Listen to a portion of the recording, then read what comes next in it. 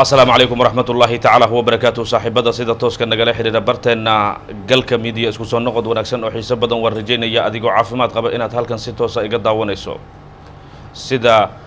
caadada iyo waliba qorshaha inoo ah mar walba waxaan markaas halkan idinkaga soo gudbinaa xogaha aan isleenahay dadkeena wax un bay ka ogaan karaan waxaan doonaynaa maanta in aan halkan idinkaga soo gudbino sida boorka ka muuqata waa mucaaradka Soomaaliya oo la soo shartagay qorsho cajiib ah iyo madaxweyne farmaajo oo gambar gaaban ugu fadhiya xilligan maxaad kala socotaa xilligan qorshaha ay wadeen mucaaradka Soomaaliya in la kala dhantaalay awood inta in leeg ay xilligan u leeyihiin inay sameeyaan golo ku meel gaar ah wadamada ay xilligan kala jiraan mucaaradka Soomaaliya waa kuwa dalalka xilligan marka gadaal ka soo reexaya dhinacyada mucaaradka iyo waliba warkan laba filaanka ahi ee shalay dhinacyadan marka ka soo baxay maxaase xilligan lagu sifayn karaa guud ahaanba dhinacyada wararka xilligan ka imaanaya qorshaha dawladda iyo kala furfurista kulamo xalay arrinkaasi lagu kala furfurayo oo dhinacyadu markaasi laga bilaabay magaalada Muqdisho iyo Villa Soomaaliya guud ahaanba oo xilligan qorshihii ugu cajiibsanaa dhinacyada mucaaradka u diyaarinaysa balse marka hore muuqaalka like saar sina share garay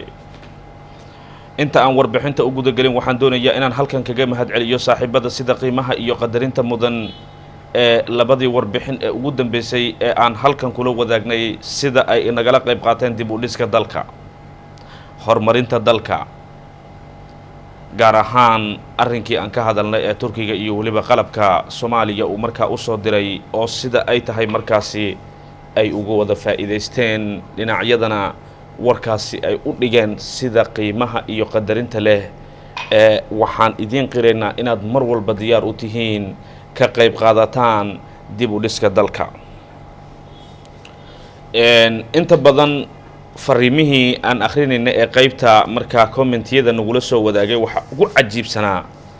nin inuu yahay qof da'weyn ah hadal uu soo qoray aad ayuu hadalkaas ii taabtay waxa uu markaa yiri waxaan deganahay agagaarka garoonka habeen walba diyaarado shisheeye ayaa dalka ku soo dega caawaan hurdi karaa maadaama qalabkaas la helay adeer macan aada u mahadsantaan ku leenahay waan ku ogaanay dareenkaaga halkuu taagan yahay waad muujisay wadaniyadaada iyo dalkaaga sida aad u jeceshahay ilaahay ha ku xafido adeer agagaarka garoonkan deganahu yiri magaciisa hadda ma xasuusto balse laakiin commentiyada haddaad akhrisaan warbixintii Turkiga qalabka waad ka helaysaan ninkaas dhammaanteen ninka aan loof u saarno aan u muujino dhiirigelin aan siino qaybta ribalaygana aan u galno inta markaan kaga imaano ninka bogaadintiisa saacadihii ugu dambeeyay mucaaradka waxa ay wadeen qorshayaal culus oo xilligan sheegeen inay ku kala dhantaalayaan awoodda xilligan ee dawladda iyo waliba qorshayaasha xilligan arrimaha doorashooyinka waa seeta dheereen aan dhihi karaa qorshaha xilligan ay la soo shirtageen ayaga ayaaba dalka xilligan gelinaya oo maxaa yeelay dhinacyo badan oo aan xiriiro kala duwan la sameynay oo mucaaradka ka tirsan warkan iskuma raacsana Villa Soomaaliyana waxa ay wada kala furfurista dhinacyadan madaxweynuhuna gambar gaaban ayuu ugu fadhiyaa oo waxa uu leeyahay ka warsuga saacadaha soo socdana waxaad arkaysaan warqad canaan ah oo ka soo baxaysa dhinacyada wakiilada beesha caalamka ee xalana fadhiya mucaaradka waxa la dhahayaa shalay doorashada u doodayseen ra'iisul wasaaraha waxa uu soo reebgay maxay tahay aqalka sare 54 waa la doortay waa maxay dib u dhiga kale ka aad sheegaysaan xagee wax u wadaan waa su'aalaha dhow dul imaan doona dhinacyadan warkan ayaga meeshan shaacinin oo qorshaha inay golo ku meel gaar dhisayaan iyo waa la wadwadaa laakiin warqad safaaradaha ee Soomaaliya ku leh dalalka caalamka siiba Mareykanka ayay ka soo bixi doontaa taa meel ku qoro saacadaha soo socdo amar culus la dul dhigi doonaa inay indhaha ka daawadaan doorashooyinka socdo ay bogaadiyaan